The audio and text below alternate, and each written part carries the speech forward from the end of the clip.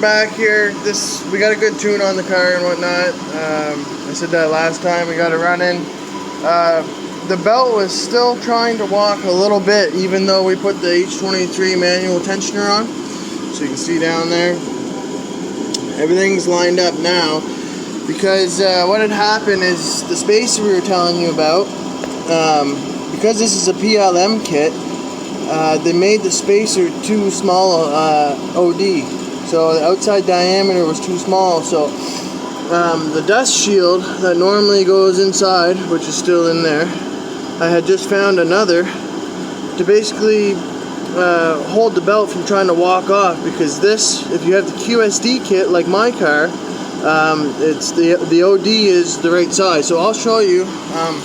This has no balancing shafts, right? So that's gone. You can see it's got the kstuned plate, right? Hard to see with my phone, but so anyways, you get the idea. So I showed you in the last video how to time it and redo everything. So like, to me, this is why I bought QSD kit. The QSD kit, you know what I mean, all day, I never ever had a problem with it, you know what I mean? So I've never had the belt try to walk. So this is your inside cog here, okay? So the belt rides on this, right? And then you have this little tiny spacer on the back side that holds basically the belt where it needs to be on the oil pump, and it keeps the dust out of the seal. Okay, so then you have that on one side, then you have this, and then normally you have your balancing shaft. Okay, so this is what your balancing shaft belt would normally ride on.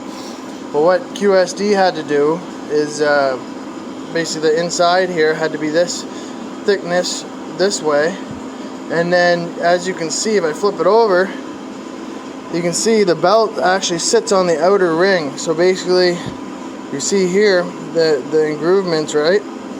So QSD made theirs the same OD as this outside, because if it didn't, you don't have anything holding the belt on. So that's why kstuned tried to make that walk blocker setup.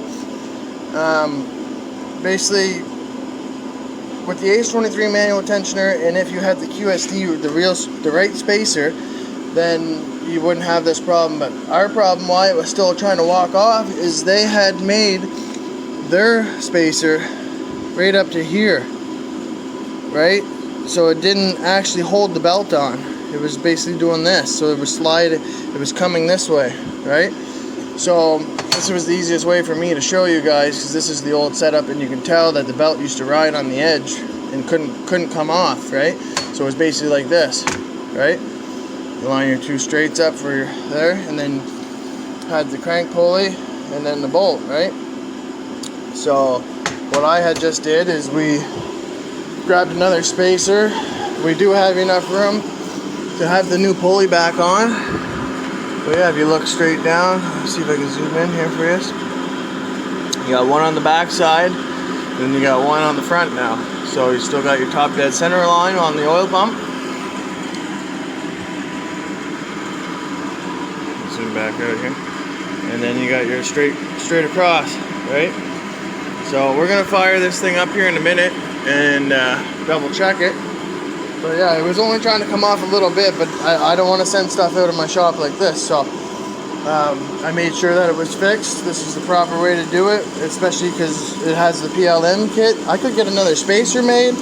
I mean, it's doable for sure to get a bigger OD, so then the belt can't walk off the gear. But this should do the trick, because that's not thick at all. That's, you know what I mean, 30 thou maybe, 35 thou. So. Alright boys, well we'll get a video of it running on the Honda here soon, and I'll show you guys. Basically we're going to street tune it for him just so he can get it home, and then we're going to get it on the dyno here springtime hopefully. So he's really excited. The car's badass. Super dope K-tune shifter, SIR cluster, RSX. He's got nice teeth and stuff for it too, but it's a real SIR, super fucking clean. So you can see inside. This is in Canada too, right? So it only rubbed because it was a stance car at one time. So yeah, it's in really good shape. So.